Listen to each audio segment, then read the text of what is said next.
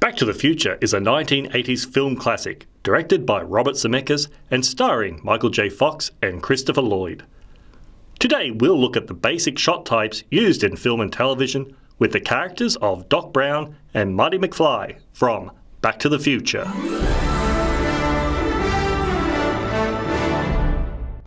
The first shot is the close-up. The close-up shot frames the character's face tightly near the top of the head to the bottom of the chin.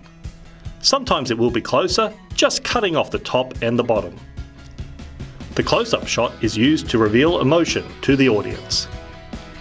If we go in closer, a big close-up or an extreme close-up is used to further emphasize emotion from the character.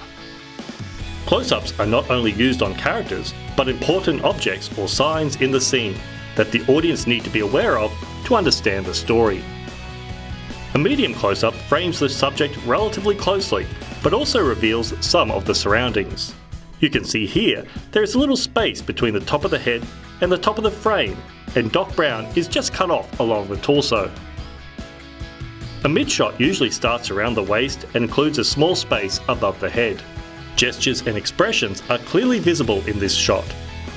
It can be described as the not too close, not too far shot.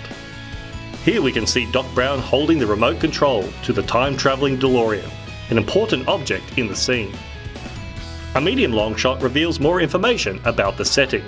Most of the character can be seen, as the frame usually ends just below the knees. This is a good frame for two characters to share. There is enough space to clearly see both characters, their body language and appearance, along with any important objects. A long shot reveals the whole of the character and more about the setting. Here we can see the fire trails left behind from the DeLorean as it travelled through time.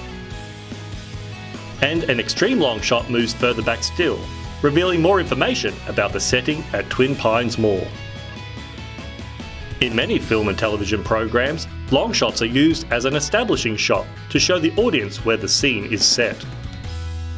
When storyboarding, be sure to pay attention to the framing of your character and note in the written details the shot type used in the frame. Try to avoid using stick figures as they don't give a clear indication of how much of the frame is occupied by the character. If drawing is not your thing, you could take digital photos of artist mannequins for your storyboards. This will give you an indication of the framing and composition for your shot.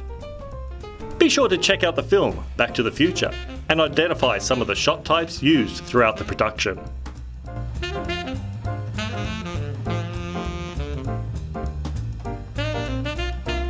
Also, look out for our next video on camera angles with Batman.